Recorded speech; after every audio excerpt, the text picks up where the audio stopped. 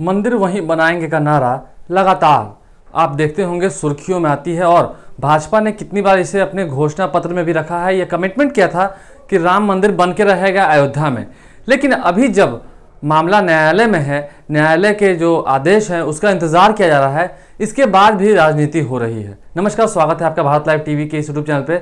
लगातार विपक्ष हो या सत्ता पक्ष के लोग हो, ये कह रहे हैं कि राम मंदिर का निर्माण होना चाहिए, सबकी सहमति से होना चाहिए।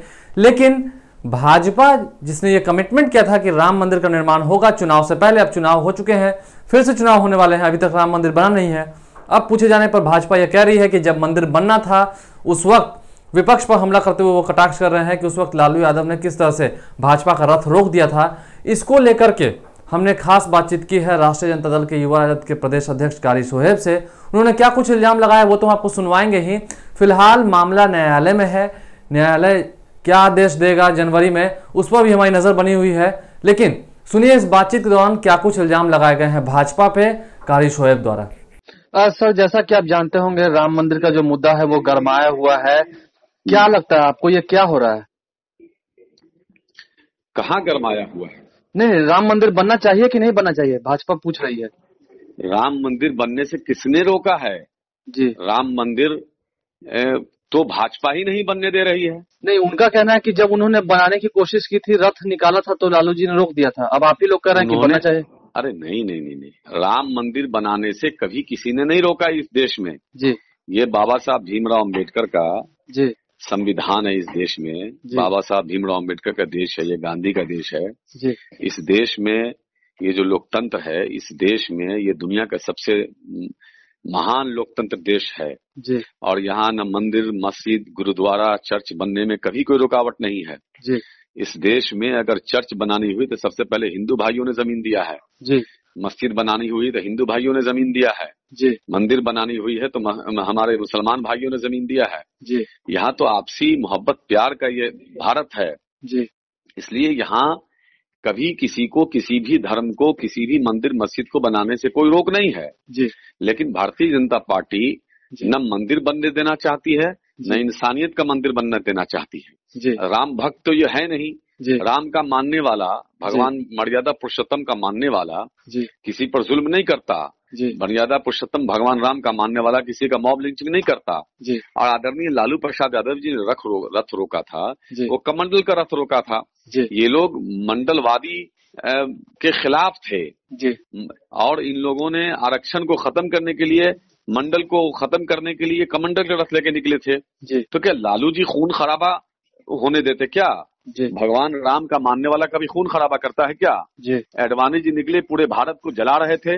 जी, धन्यवाद के पात्र आदरणीय लालू प्रसाद यादव जी। जी, अगर उस वक्त लालू जी खड़े नहीं होते, उस रथ को नहीं रोकते, जी, तो इस देश में खून की दरिया बह जाती।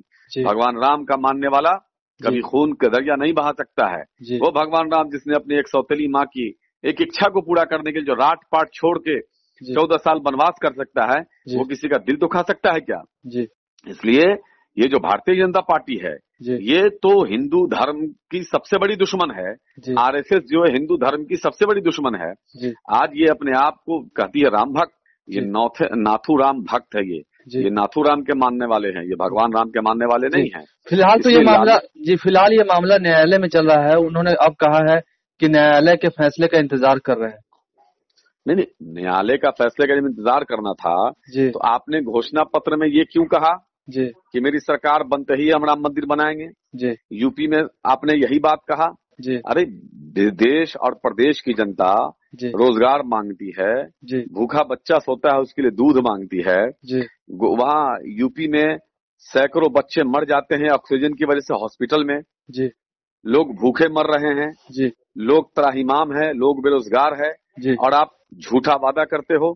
जी, आपको शुरू में ही कहना चाहिए था जी, कि भाई जो उच्च न्यायालय का जो फैसला होगा, माननीय न्यायालय का जो फैसला होगा वो हम मानेंगे। जी, सभी लोग ये बात कह रहे हैं, लेकिन भारतीय जनता पार्टी, जी, ये लोग कुछ बोलते हैं, अपने लोगों से कुछ बोलवाते हैं। जी, ये लोग वीएचपी वाले कैसे बोल रहे हैं, जी, क्यों नहीं इस पर कार्रवाई हो रही है? जी, जो लोग भी हो, वीएचपी की चाहे बात जो भी हो, जी, चाहे जो भी लोग हों, जी, जो कानून के खिलाफ बोलेंगे, संविधान के खिलाफ जाने की कोशिश करेंगे, कानूनी कार्रवाई उनके खिलाफ होनी चाहिए। अगर जो लोग ऐसी कार्रवाई नहीं करते हैं, यकीनन वो संविधान के दुश्मन हैं। जो संविधान के दुश्मन है वो इस देश के दुश्मन है। और भारतीय जनता पार्टी ने तो कभी इस संविधान को माना ही नहीं। नागपुर में इन लोगों ने कभी तिरंगा झंडा फहराया ही नहीं। ये लोग तो गांधी को मारने वाले लोग हैं, ये लोग गोडसे के पूजने वाले लोग हैं, ये लोग हत्यारे को पूजने वाले लोग हैं। तो इन लोगों से भगवान राम और सीता माँ जो है वो कभी इन लोगों को माफ करेगी क्या? इन लोगों ने जय श्री राम का नारा लगाया, जबकि हम लोग आज भी बचपन से लेके आज तक सुनते हैं, जब मंदिर में भजन होता है तो सीताराम सीताराम सीताराम होता है। लेकिन आज और जब लोग निकलते थे, घरों से बाहर निकलते हैं आज भी, तो लोग कहते हैं आपस में राम राम भाई, राम राम भाई। लेकिन ये लोग कहते हैं जय श्री राम। और जय श्री राम वो लोग नारा लगाते हैं जिनको किसी की हत्या करनी होती है, वो जय श्री राम नारा लगाते हैं। किसी का मॉब लिंचिंग करना होता है तो जय श्री राम का नारा लगाते हैं। किसी दलित पर की चमड़ी उधेड़नी होती है तो जय श्री राम का नारा लगाते हैं। किसान पर लाठी बरसाना होता है तो जय श्री राम का नारा लगाते हैं। किसी का खून बहाना होता है जय श्री राम का नारा लगाते हैं। किसी घरों में आग लगाना होता है जय श्री राम का नारा लगाते हैं। तो जय श्री राम का नारा लगाने वाले आप भगवान राम को भी बदनाम कर रहे हो, भारत को भी बदनाम कर रहे हो, धरती माँ को भी बदनाम कर रहे हो। आपको कोई माफ नहीं करेगी।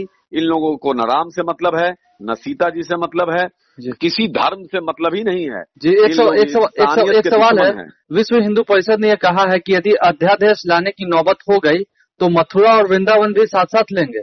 कहा ना, वही तो कहा कि इन लोगों की ये क्या है, ये केंद्र सरकार के इशारे पर ये सारी बातें हो रही है। एक तरफ आप कहते हो कुछ उच्च न्यायालय का जो निर्णय होगा हम मानेंगे, दूसरी तरफ इस तरह की बात आपके लोग कर रहे हैं, क्यों नहीं उनके खिलाफ कार्रवाई हो।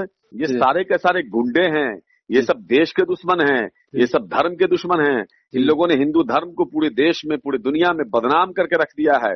इसलिए इन लोगों को कोई माफ नहीं करेगा, न भगवान माफ करेंगे, न धरती माफ करेगी और न देश की जनता माफ करेगी। न्यूज व्यास जुड़ने के लिए धन्यवाद सर। धन्यवाद। हमारे फेसबुक पेज को लाइक करें, ट्विटर पर फॉलो करें न्यूज़ बिहार लाइव, और साथ ही साथ हमारे यूट्यूब चैनल को सब्सक्राइब करें। सब्सक्राइब करने के बाद बेल आइकन दबाना ना भूलें। धन्यवाद।